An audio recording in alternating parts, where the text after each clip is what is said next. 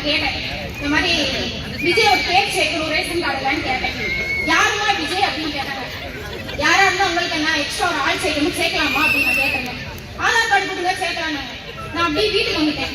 ஏன் வந்துட்டேன்னா, தளபதி அவரோட Aadhaar card number எனக்கு தெரியாது. அது இருந்தாலும் ரேஷன் கார்டு சேவ் பண்ணி சொல்லி சொல்லிட்டாங்க. நான் என்ன பண்ண முடியும்? யாராவது எங்க வீட்டுல 4 பேர் கிடையாது, 5 பேரு.